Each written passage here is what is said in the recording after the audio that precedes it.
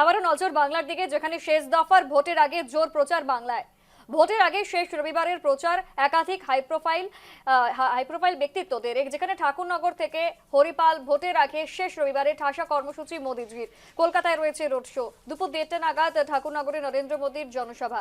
দুপুর 2টো নাগাদ মতুয়া ঠাকুর মন্দিরে পুজো এবং দর্শন, তারপর সোজাসুজি হুগলি। 3:30 নাগাদ হুগলির হরিপালে জনসভা। প্রধানমন্ত্রীর বর্ধমান সাংগঠনিক জেলা বিজেপি কার্যালয়ে প্রধানমন্ত্রীর মন কি বাত অনুষ্ঠানে দলের প্রাক্তন সর্বভারতীয় সভাপতি তথা কেন্দ্রীয় মন্ত্রী জেপি নাড্ডা। বর্ধমানে রয়েছে জেপি নাড্ডার রোড শো। ওই জনসভার পর কলকাতায় রোড শো মোদিজি। বিকেল 5:15 ঠনঠনিয়া কালীবাড়িতে পুজো দেবেন প্রধানমন্ত্রী নরেন্দ্র মোদী। অন্যদিকে ভোটের আগে শেষ রবিবারে ঠাসা কর্মসূচি রয়েছে তৃণমূলেরও।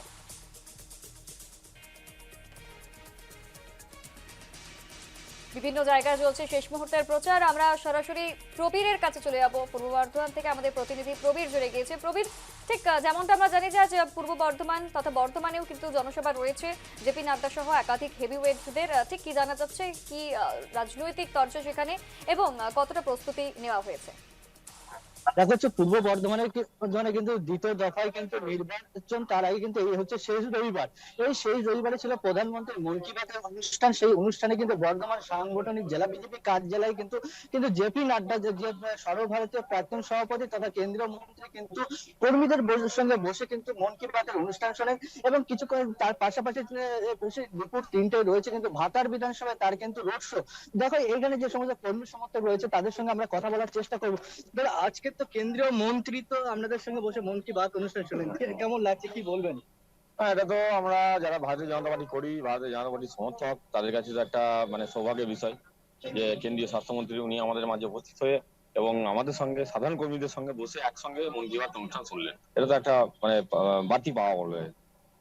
সামনে আমাদের তো দ্বিতীয় দফায় নির্বাচন, তো রবিবার শেষ রবিবার হচ্ছে প্রচারের, কতটা প্রস্তুতি নিয়েছে? দেখুন, প্রচার তো মোটামুটি প্রথম দফায় যা ভোট হয়েছে, যা ভোটিং হার আপনারা দেখেছেন, এবং এই দ্বিতীয় দফার যে ভোট হয়েছে আমাদের এই সমস্ত বর্ধমান দক্ষিণ, বর্ধমান উত্তর এলাকায় বা তার এই সমস্ত এলাকায় আমরা মনে করছি যে মানুষের সমর্থন ভারতীয় জনতা পার্টির দিকেই থাকবে।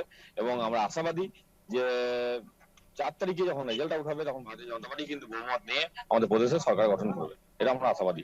আর আজকে রবিবারের দিন, আজকে শেষ প্রচার, তো সমস্ত প্রার্থীরাই মোটামুটি প্রচার নিয়ে ব্যস্ত রয়েছে এবং আমরাও এখানে এখন ভাতারে যাবো, ভাতারে রোড শো রয়েছে।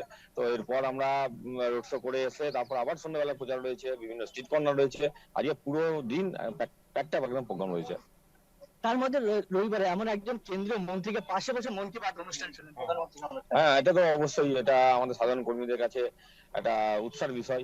এবং আমরা যারা এতদিন ধরে ভারতীয় জনতা পার্টি করছি এবং আজকে সেই ফল আজকে আমরা পেতে চলেছি, সেই মুহূর্তে সেই একটা কি বলবো, একটা শুভ একটা মুহূর্তে আমরা কেন্দ্রীয় স্বাস্থ্যমন্ত্রী জেপি নাড্ডা মহাশয় এবং আগে তিনি সভাপতি ছিলেন, তো তাকে আমরা পেয়েছি এবং পেয়ে আমরা খুবই উজ্জীবিত।